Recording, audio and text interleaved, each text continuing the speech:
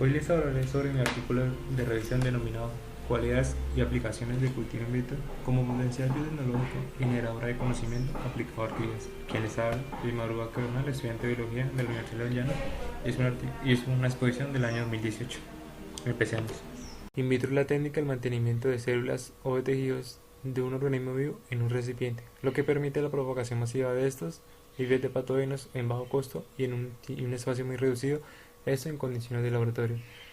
En la biotecnología vegetal están presentes como un paso en los estudios experimentales o también con fines alimenticios, de producción de plantas ornamentales, de fitomejoramiento, conservación de especies y estudios más avanzados que implican la alteración genética de ciertas plantas. Por lo tanto, en este estudio, la familia de las orquídeas Orchidaceae está comprendida por unos 700 y 800 géneros y unas 20.000 especies. Presentan una diversidad morfológica y fisiológica importante, entre estas su flora y vistosas, una importancia ecológica y una formación en el campo de la industria comercial por algunos países como China, Singapur, Japón y algunos países de Europa, y obviamente un campo investigativo muy variado de acuerdo al fin, esto con técnicas in vitro. La finalidad del artículo tiene como objetivo presentar formas y variantes de la técnica, usos y aplicaciones, especies implicadas, avances que se han realizado, la historia de la técnica y sus desarrolladores y qué investigaciones se han realizado en el país, Colombia. Y también por último una crítica personal y subjetiva de las técnicas in vitro en el campo científico. Bueno, en la búsqueda de la información se realizó una búsqueda libre en las bases de datos de la Universidad de Los Llanos, esto con palabras clave en el idioma inglés. En la misma base de datos se realizó una búsqueda de palabras clave por géneros de orquídeas, Catleya, Phalaenopsis, Dendrobium, Epidendrum, Papilodendrum, híbridos y otros géneros locales. Y por último, una búsqueda en el idioma español sin preferencias de año, publicación ni el formato en que ese se encuentre. Entrando en detalle, vemos que las primeras experiencias se basaron en un medio simple azúcar para la germinación de Catrella y la idea, más adelante con una adición de nutrientes, ambas por el mismo autor. Ya como tal, los medios es una mezcla de nutrientes que permiten el crecimiento adecuado de semillas o de plántulas de orquídeas. Entre esos están el LS, BN, B5, White y el más importante, el más reconocido, el MS, que es el Murashige en Scout. El medio de cultivo varía en cantidad, es decir, en gramos, y por lo general son 5 macroelementos, microelementos, fuentes de carbono, vitaminas y reguladores de crecimiento. En algunos casos se agregan componentes orgánicos de acuerdo a la especie. Por el otro lado tenemos el estado del medio, que pueden ser sólido y líquido. Sólido con el agente gelificante que aumenta la viscosidad y a la vez la estabilidad de la plántula o de las semillas. Y el líquido pues obviamente que no tiene agente gelificante. Aunque no se tenga en cuenta, la cualidad herbácea de las orquídeas permite una fácil germinación, clonación y una rápida generación de plántulas, a diferencia de las plantas arbóreas. Es necesario compuestos que permitan las condiciones asépticas del cultivo. Esos compuestos pueden ser etanol, hidróxido de sodio, detergentes e hipoclorito de sodio, entre otros. Pero largas exposiciones de estos compuestos tienen una incidencia negativa en la fisiología de las semillas, es decir, que las semillas no pueden ser viables, pero también se ha demostrado que hay efectos positivos en la agregación de hidróxido de sodio en el medio de cultivo. La micropropagación es el conjunto de técnicas y métodos para el cultivo de tejidos utilizados para obtener plantas de forma asexual, es decir, sin el uso de semillas. Estas se generan en gran cantidad, de calidad uniforme, libres de enfermedades y en la mayoría de los casos crecen de forma más rápida que los de la forma sexual. Esos tejidos, o comúnmente denominados explantes, provienen de un individuo vivo. Y esos pueden ser callos, brotes, yemas o meristemos, y por lo general se utilizan en especies de gran fin comercial.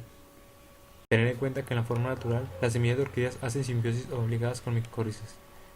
Con esto, la asociación asimbiótica dentro de los medios no es necesario que haya micorrizas. Esto porque los mismos nutrientes del medio proporcionan el desarrollo sin inconvenientes de las semillas o de las plántulas. Pero hay problemas a posteriori en la aclimatación cuando las plántulas no han tenido todavía la asociación. Ya la germinación simbiótica, que es poco realizada y estudiada, es con agregado de micorrizas dentro del medio. De forma indirecta, he nombrado algunas aplicaciones en el cultivo in vitro en orquídeas, pero aún así son muy variadas. Por ejemplo, multiplicación de especies, difícil propagación, propagación de especies en vía de extinción, plantas libres de enfermedades, producción de híbridos, conservación de hemoplasma, estudios fisiológicos y producción de metabolismos secundarios, entre otros. En Phalaenopsis, que es el género con mayor número de estudios y el mayor número de híbridos entre sus especies, son muy apreciados por sus flores a nivel mundial, y esto genera un gran comercio a escala comercial. También se caracterizan por ser de fácil propagación mediante plantas. La contribución a la conservación se ve principalmente a aquellas especies que han perdido su hábitat, especialmente especies endémicas. Las técnicas in vitro han hecho la repoblación y posterior aclimatación de estos ejemplares. En países como México se han hecho conservación y preservación de Dendrobium y Sanodea, en Brasil de Catasetum y Quirtopod, y en Colombia con el Jardín Botánico se han hecho métodos de reintroducción de especies de Epidendrum. Lo que concierne al mundo de la exportación, pues obviamente son de aquellas especies de importancia económica. Por ejemplo, hay un incremento de exportaciones en países, por ejemplo en Tailandia y Singapur, de entre 7 y 8 millones de dólares. En Estados Unidos de 140 millones de dólares en el 2008, y en Colombia con ganancias de 2.000 millones de pesos colombianos en el 2016. Eso pues especies de interés comercial. Una vez cuando la planta alcance cierto tamaño o cierta etapa, entonces es necesario hacer un proceso de aclimatación que es posterior al cultivo in vitro. Entonces es un proceso crítico porque se generan pérdidas en las plantas.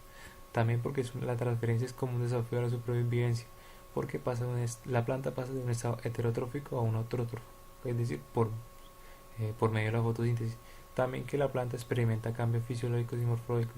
Entonces lo que se recomienda es modificar ciertos factores abióticos, es decir, que la planta se gradúe a las condiciones ambientales de luminosidad, temperatura y humedad. También es importante que la planta establezca las asociaciones micorrízicas. Con todo lo visto, hay una gran cantidad de información relacionada a técnicas in vitro y orquídeas. Hay una necesidad grande de usar esta técnica en las investigaciones correspondientes y a la vez modificar las mismas. Se presentan también desventajas en la técnica, ya sea por mala manipulación de las muestras y contaminación de los medios.